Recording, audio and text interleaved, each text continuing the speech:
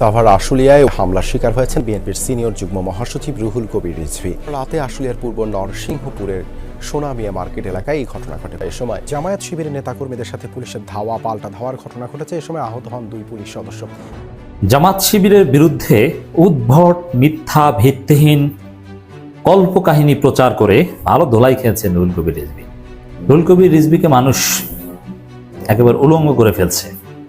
এটা ভালোভাবে প্রমাণিত হলো যে রুহুল কবির রিজভীও অবশেষে ভারতের খপ্পরে পড়েছেন, ভারতীয় বয়ান গ্রহণ করেছেন। বিএনপির এক দায়িত্ববান নেতা রুহুল কবির রিজভী সাহেব জামাতকে নিয়ে তিনি বিস্ফোরক মন্তব্য করেছেন। উনার কাছ থেকে জাতি এই বক্তব্য আশা করে না। আজকে আমরা সবাই ঐক্যবদ্ধভাবে যেখানে আওয়ামী লীগ এবং ভারতীয় দালালদেরকে আমরা শায়েস্তা করে ঘুরে দাঁড়াবো, সেখানে যদি এখন জামাত বিএনপি মারামারি করে তাহলে তো তৃতীয় পক্ষই সুযোগ নেবে। বাংলাদেশের এই অস্থির পরিস্থিতিতে ভারত সহ বাংলাদেশের অন্যান্য শত্রুরা এই অপেক্ষায় ঘাপটি মেরে রয়েছে যে কখন বাংলাদেশের রাজনৈতিক দলগুলো অথবা বাংলাদেশের জনগণ নিজেদের মধ্যে বিভেদ, দূরত্ব তৈরি করে নিজেরা একেবারে দুর্বল হয়ে পড়ে। আর ঠিক সেই সময় ভারত সহ বাংলাদেশের অন্যান্য শত্রুরা তারা তাদের ষড়যন্ত্রের দাবার গুটি চালাবে। এবার সেই বিভেদের, দুর্বলতার বীজ বপন করল বিএনপি নেতা রুহুল কবির রিজভী সাহেব, যে কারণেই ইতিমধ্যেই বাংলাদেশের বিএনপি এবং জামাতের মধ্যে ব্যাপকভাবে দূরত্ব তৈরি হচ্ছে এবং বর্তমানে বাংলাদেশের রাজনৈতিক অস্থিরতা তৈরি হয়ে গিয়েছে, যে কারণে ইতিমধ্যেই ব্যাপকভাবে সমালোচিত হচ্ছে বিএনপি নেতা রুহুল কবির রিজভী সাহেব। এবার একেবারে প্রকাশ্যে জনগণের হাতে গণধোলাই খেয়েছে বিএনপি নেতা রুহুল কবির রিজভী সাহেব। দর্শকের বিষয়ের কিছু অংশ ভিডিওর শুরুতে শিরোনামে আপনারা দেখে এসেছেন, বিস্তারিত দেখবেন পুরো ভিডিও জুড়ে। এ বিষয়গুলো দেখার পূর্বে আপনাদের একটা অনুরোধ করব, যারা আমাদের চ্যানেলে নতুন আসছেন চ্যানেলটি সাবস্ক্রাইব করে অল ক্লিক করে বেল আইকনটি চালু করে দেবেন, তাহলে নিত্য নতুন পরিবেশন করা আলোচিত সংবাদগুলো অটোমেটিকভাবে আপনারা পেয়ে যাবেন।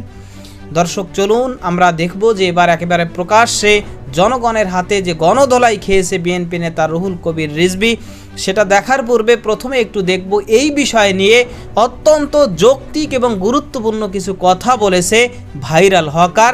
সেটা আমরা কিছু অংশ দেখে এরপর ওই বিষয়টা দেখব। ধৈর্য ধরে একটা লাইক দিয়ে ভিডিওটি দেখতে থাকুন এবং আপনার মতামত কমেন্টে লিখতে থাকুন।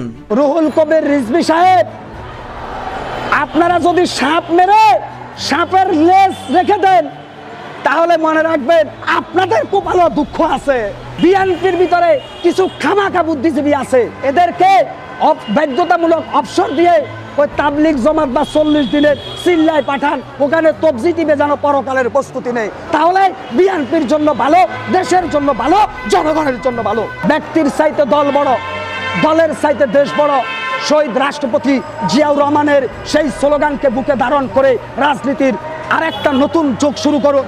আমি আগেও বলেছি, বাংলাদেশের মানুষ, বাংলাদেশ জাতীয়তাবাদী দল বিএনপিকে ভালোবাসে শহীদ রাষ্ট্রপতি জিয়াউর রহমানের আদর্শের উপরে নির্ভর করে। বাংলাদেশের মানুষ বিএনপিকে ভালোবাসে খালেদা জিয়ার আপোষহীন নীতি আর নজিরবিহীন ত্যাগের কারণে। তাহলে আজকে কোন নেতার জন্য তো মানুষ বিএনপি করে না, কোন খামাখা বুদ্ধিজীবীর জন্য তো মানুষ বিএনপি করে না।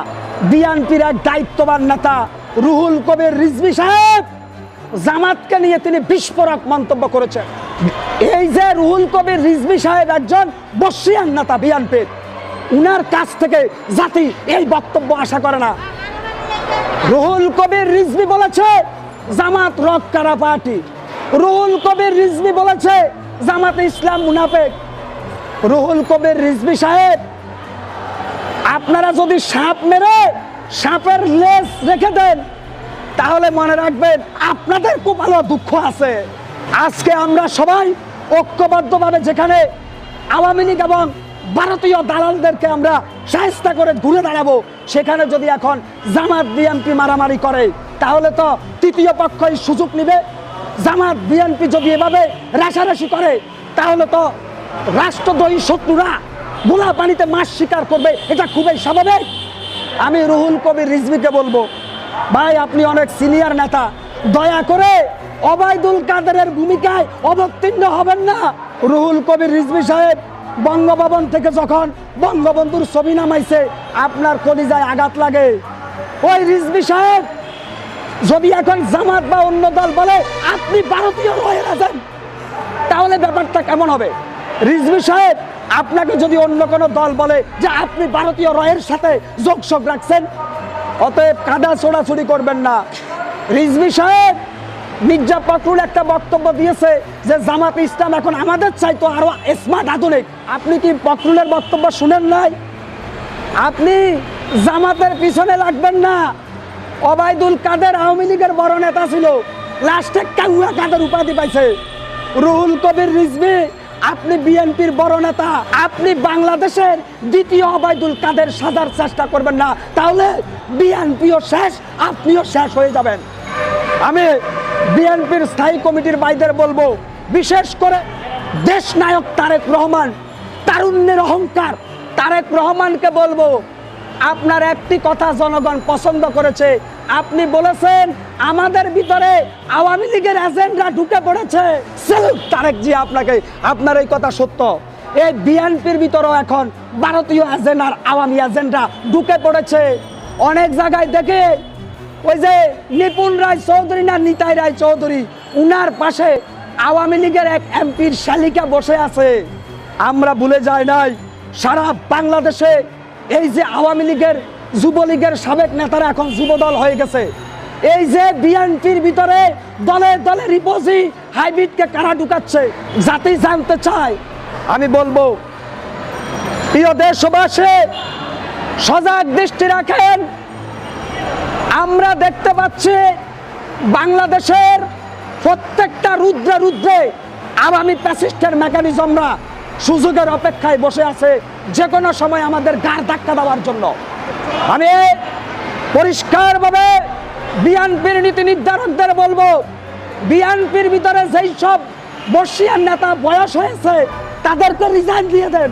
আমি বিএনপির হাইকমান্ডকে বলবো, বিএনপির ভিতরে যেই সব নেতা বয়সের বারে লুইয়ে পড়েছে তাদেরকে বিশ্রামাগারে পাঠিয়ে দেন, না হলে তাবলিগ জামাতে পাঠান। তাদেরকে রাজনীতি করতে দিবেন না। আজকে দুঃখ লাগে, রুহুল কবির রিজভী আরো অনেকেই আছে যারা ভিত্তিহীন বক্তব্য দিয়ে বাংলাদেশের রাজনীতিকে ধ্বংসের দ্বার প্রান্তে নিয়ে যাচ্ছে। প্রিয় দেশবাসী, ব্যক্তির চাইতে দল বড়, দলের চাইতে দেশ বড়। শহীদ রাষ্ট্রপতি জিয়াউর রহমানের সেই স্লোগানকে বুকে ধারণ করে রাজনীতির আরেকটা নতুন যুগ শুরু করুন। শিক্ষার্থী জনতা ও জামাত শিবিরের বিরুদ্ধে রুহুল কবির রিজভী নতুন অবস্থান নিয়েছেন। দর্শক, রুহুল কবির রিজভী শুধু তো জামাত শিবিরের বিরুদ্ধে বলেছিল এর আগে, সেটা নিয়ে মোটামুটি তোলপাড় তৈরি হয়েছিল এবং ভালো ধোলাই খেয়েছেন রুহুল কবির রিজভী। লজ্জা শরম তাতে হয়নি। জামাত শিবির কারার রক কাটে, ইসলামী ব্যাংক দখল করেছে, ৭১ পরাজিত শক্তি, অমুক তমুক হাবিজুবি বলে রুহুল কবির রিজভী একেবারে নেগেট হয়ে গেছে, কিন্তু তাতে তার লজ্জা হয়নি। এখন শিক্ষার্থীদের বিরুদ্ধে, বৈষম্য ছাত্র আন্দোলন নাগরিক কমিটির বিরুদ্ধে খেপেছেন। এটা ভালোভাবে প্রমাণিত হলো যে রুহুল কবির রিজভী অবশেষে ভারতের খপ্পরে পড়েছেন, ভারতীয় বয়ান গ্রহণ করেছেন। এতদিন যে তার স্বতন্ত্র অবস্থান ছিল, সেই অবস্থান থেকে তিনি হারিয়ে গেছেন। তিনি কোণঠাসা হয়ে যাওয়ার ভয়ে তিনি ভারতের বয়ান গ্রহণ করলেন। যেমন হুম্মাম কাদের চৌধুরী, ইঞ্জিনিয়ার ইশরাক, এরা কোণঠাসা হয়ে গেছেন। রুহুল কবির রিজভীও এরকম কোণঠাসা হওয়ার পথে ছিল ভারতপন্থীদের মাধ্যমে। এই জন্য তিনি ভোল পাল্টিয়ে ওই ভারতপন্থী হয়ে বিএনপিতে তার আধিপত্য ধরে রাখার চেষ্টা করছেন। সংবিধান বাতিল করলে মুক্তিযুদ্ধ ও স্বাধীনতাকে অস্বীকার করা হবে, এটা কেন বলছেন? দেখেন, মুজিববাদী ৭২ সংবিধান, যে সংবিধান ছুঁড়ে ফেলার কথা খালেদা জিয়া নিজে বলেছেন, সেই সংবিধান বাতিল করলে মুক্তিযুদ্ধ ও স্বাধীনতাকে অস্বীকার করা হবে না। ইতিপূর্বে বাংলাদেশের বিরুদ্ধে মিথ্যা অপবাদ, মিথ্যা অপপ্রচার সহ বিভিন্নভাবে ষড়যন্ত্র করে আসছিল ভারত সহ অন্যান্য অনেক দেশ, বাংলাদেশের শত্রুরা। তো তাদের বিরুদ্ধে বাংলাদেশের যত রাজনৈতিক দল ছিল, সকল রাজনৈতিক দল এবং বাংলাদেশের জনগণ সকলে মিলে ঐক্যবদ্ধ হলো যে আমরা ভারতীয় আগ্রাসন সহ বাংলাদেশের বিরুদ্ধে যারাই গোলামির চোখ নিয়ে তাকাবে তাদের চোখ আমরা উপড়ে ফেলব এবং বাংলাদেশের বিরুদ্ধে কাহাকেও কোনো দেশকেই আমরা কোনো প্রকার ষড়যন্ত্র করতে দিব না এবং সেই ব্যাপারে কিন্তু সকলেই ঐক্যবদ্ধ হলো এবং বিশেষ করে ডক্টর ইউনূস সাহেব তিনি যখন ঐক্যের একটা ডাক দিলেন সেই ডাকে বাংলাদেশের সকল রাজনৈতিক দল কিন্তু ঐক্যবদ্ধ হয়েছিল।